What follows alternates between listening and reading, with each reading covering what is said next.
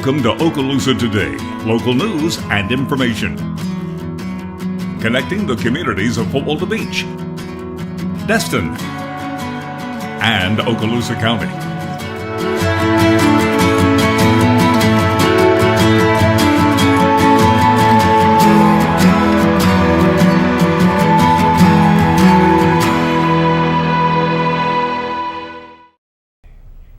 Welcome to Okaloosa Today on Cox, your monthly look at the City of Destin, Fort Walton Beach, and Okaloosa County.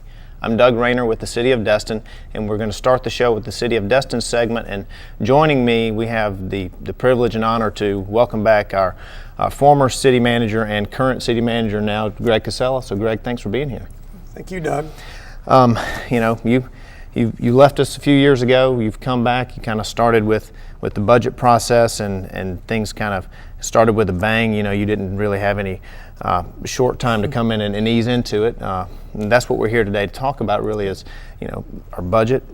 It's finished. We're going to move into our coming year and the projects and some of the things to look forward to, and also talk about your being back. So again, welcome back, and let's talk a little bit about our budget and the process that we're through.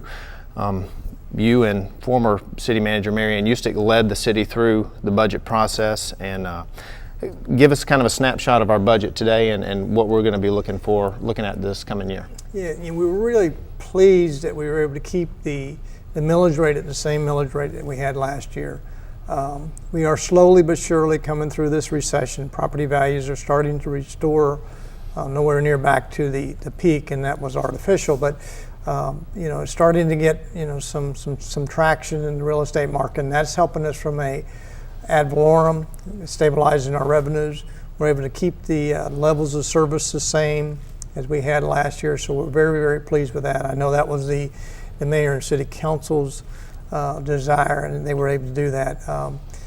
So we were pleased with that. We still can do some capital projects, some infrastructure projects that are near and dear to both the community and the city council's heart. So overall, I'm very pleased with where we are financially.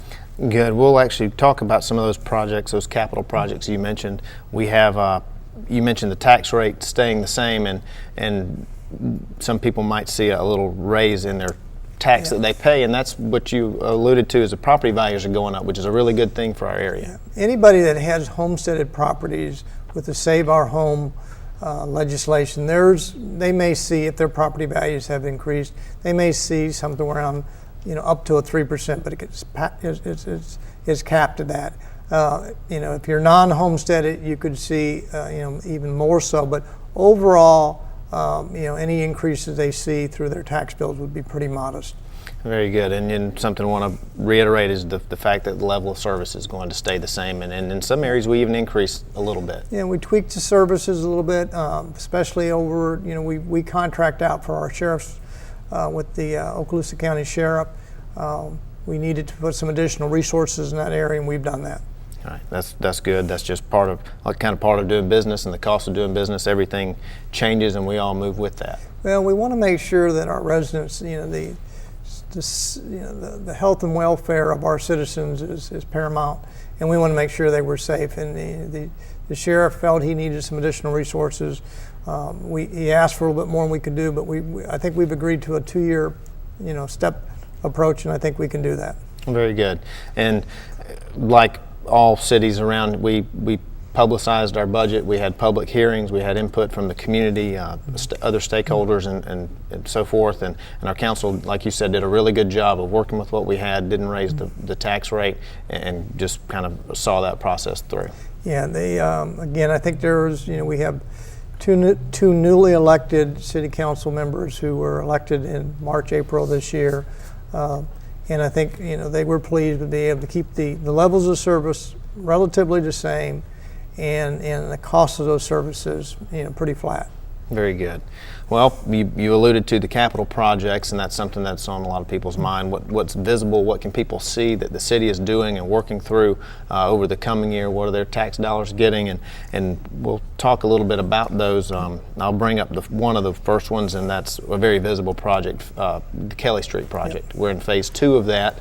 Take us through a little bit of the Kelly Street project. Yeah, Kelly Street was programmed actually in last fiscal year to from a programming standpoint, and this is the phase between Benning and Calhoun.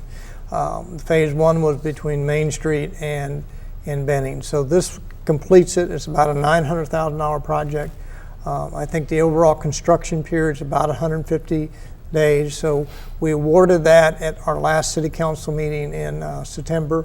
We anticipate it getting started here in early October, and if all goes well, we'll have it complete by hopefully before spring break 2015. Very good. How about what exactly will we see? Road resurfacing, maybe some stormwater and things like that? Stormwater, road resurfacing, some additional pedestrian pathways, bike lanes out there to help people. You know, we have a lot of school kids there with the Destin Elementary School, and this will aid them getting to and from school. Good, good. I know that those pathways tie back into the community development's plan for multimodal and working with the state and other areas to tie all that back in. It does. Another thing that's going to be moving this year is the Crosstown Connector. You know, we've got a lot of congestion on 98. People talk about that. It's probably one of our most visible issues in town. Yeah, we started probably when I originally started with the city of Destin back in the 03-04 time frame. The critical issue was, how do we get Destinites from the Mid-Bay Bridge to the Marla Bridge, especially during spring break and the 100 days of summer. You know, when we have a successful tourism season like we did this year, it's very difficult for folks to go east and west. So the Crosstown Connector gives locals an alternate pathway between the Mid-Bay and the Marla Bridge, and it's designed to do exactly that. Now, you may see some tourists out there, but predominantly it is for locals to be able to transverse east and west. We bought the old campground probably 4 or 5 years ago, and you know, that is estimated to be about a $10 million project, including on the land. The city of Destin's already, we've got probably close to $5 million in that corridor. We're hopeful to get some state and federal grants. If we can get a 50-50 grant, we've already got our match, so that if all goes well, in best case conditions, I would anticipate we finishing that up within 2 to 3 years, worst case 3 to 5 years. So that's an exciting, and once we make that connection, I think the locals will really understand, you know, why that roadway is so important to us. And I think that project started a long time ago with it's going to tie into the Commons Drive project that the county did, the Airport Road project, and move on through. It's hard to imagine what it looks like now, because Commons was kind of piecemeal together. We enjoyed our partnership with Okaloosa County. They completed everything for the most part from City Hall back to the Mid-Bay Bridge, Danny Warfel, and then we worked on Airport Road. We 4-laned that. It goes into Legion. Eventually it will connect Beach and Benning and into the Azalea corridor, and then subsequently all the way out to back out on Highway 98. Yeah, close to the foot of the bridge. Absolutely, and that's going to be a tricky part down there, because there's a lot of congestion, and we're going to have to figure out how it best fits into, you know, the foot of the bridge down there. Do you do it all the way at the bridge, or do you bring it back into by the community center? Man, I think the moral of that story is that the city is really working to figure out a way to alleviate this congestion in town, especially for the residents who are here all the time. Yeah, I mean, DOT's in the process of studying and will probably within the next 3 to 5 years, 6-lane from Walton County line all the way into Airport Road. We know that congestion is between Airport Road and the Marla Bridge. That's 4-lane. Former council member, now passed away, Jerry Nigerian, reminded me when he was on the city council that we 4-laned Highway 98 for back in 1963. And so we've been relying on that piece of infrastructure for almost 50 years now. And we need to figure out a better way of doing it, because, you know, there's not a whole lot of our infrastructure, water line, sewer line, storm sewer, you know, roadway was built 50 years ago and still meeting today's needs. Sure, our growth certainly substantiates a need for change. And I think what's important for people to understand, and Councilman Kyron Marler mentioned this, you know, we could stop growth in Destin today and have a moratorium, and we would continue to see a decline in level of service on Highway 98 because of the growth to the east and to the west of it. So it's not a matter of the growth in Destin, it's what's happening to our neighbors to the east and to the west. That's right. That's a transient road that is used heavily regardless of really where you're going. You're on. Absolutely. All right. Well, good. Now that's a positive thing that we can look forward to this year and the next couple of years out. Let's talk about another project that will be visible, and that's the Royal Melvin Heritage Park over on Harbor Boulevard, right on the harbor. Let's kind of we've talked about this project on the show before, but we're kind of at a new phase in that project. Yeah. You know, back 4 or 5 years ago, we had 4 number 1 projects in the harbor: Mountain Drive, renovating Mountain Drive. The boardwalk itself, as well as parking on the north side of 98, and then Heritage Park. We've been successful in getting, Mountain completed, as well as the boardwalk, at least phase 1, and then starting working on the parking. The really last piece of that is the gateway into the boardwalk. We purchased that property 4, 5, 6 years ago now, and now we need to go ahead and develop that park and put it into service. It's almost dead center in the middle, a quarter mile each way, to the boardwalk. So the theory is you park on the north side of 98, you come into the gateway, which is Heritage Park, and then you come into the boardwalk, and you can go a quarter mile, to the east and to the west. We're right now about 60% design drawings. That goes to the CRA, Community Redevelopment Area Board, on October the 6th for their input and discussion. And if all goes well, we'll have to identify some funding as we move forward, but we're excited about getting that last number 1 project complete. Yeah, that's a really nice project. It's going to open up a lot of opportunity for the city and other properties in the harbor district and the city in general. Yep. Restrooms possibly going in down there. A lot of this stuff is fluid with being approved, but there's a lot of design work, and it'll really change the face of that area. Yeah, it's truly the gateway. I mean, it's if done correctly, will be the drawing card, to the working harbor that we have, down on the waterfront. And you mentioned the parking on the north side and then moving people across the south side. That's always coming up, and that's something that we're also working with DOT on to figure out the right way to make that happen. Yeah, DOT has been a good partner with us on the on the state side. We need to get people safely across Highway 98, both in the harbor district as well as in the area around the Big Kahunas. We've been talking about it for the last 4 or 5 years. We now need to get it implemented so people can safely get across.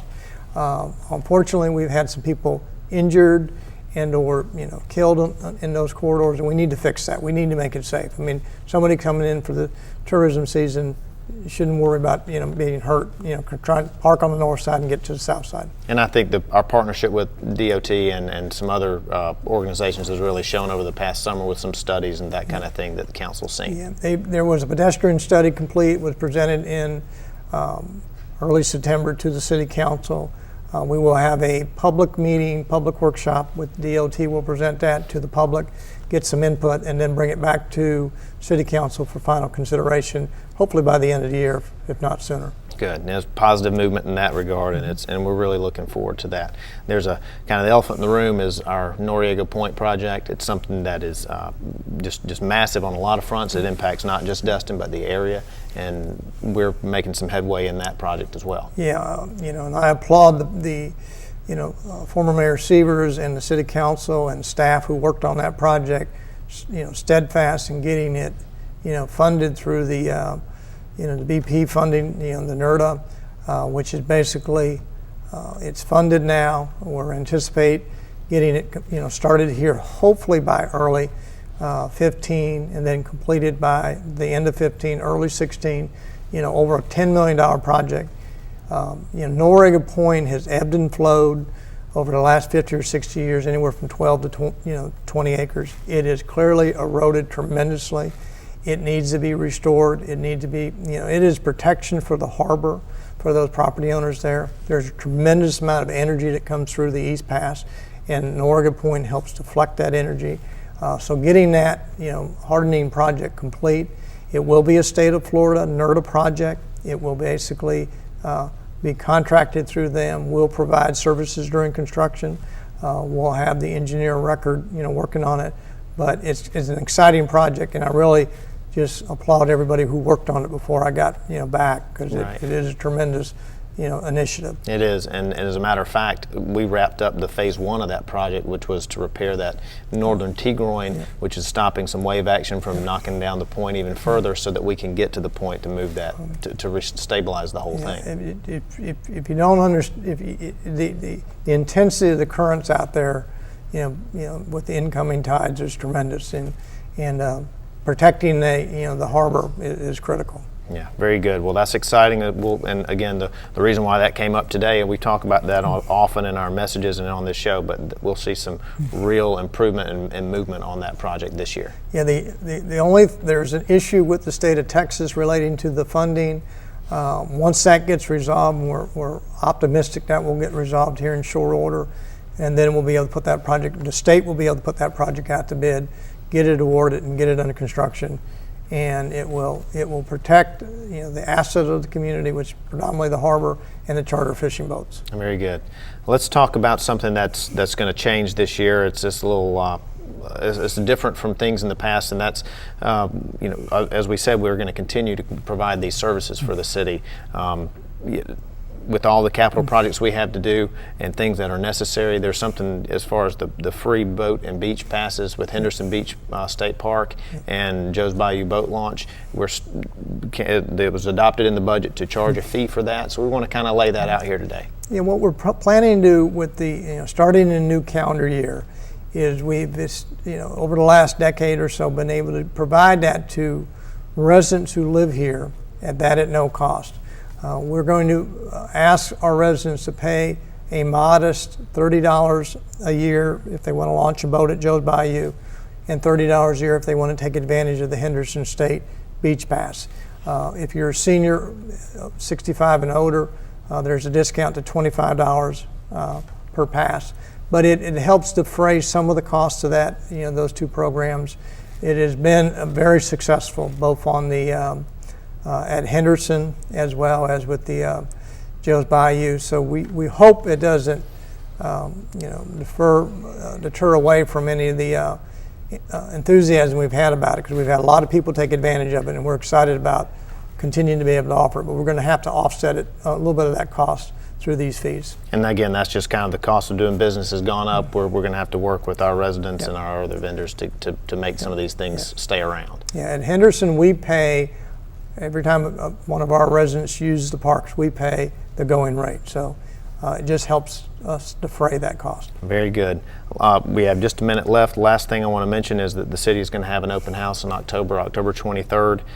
That's always a big deal. We have a lot of partners come out, talk about all the great things that go on in Destin. I know Mayor Ponders has a wonderful presentation that he'll give this year. He's already started that, being on the speaking circuit, and we're looking forward to him coming out and of course having you back to be a part of that event. Yeah, and it will be our 30th anniversary. That's so right. We're excited about that. The city's 30th anniversary. We're really excited about that. And again, we've got a lot of things going on, a lot of good things in Destin. We appreciate you being back here, and it'll be good. It's good to be back.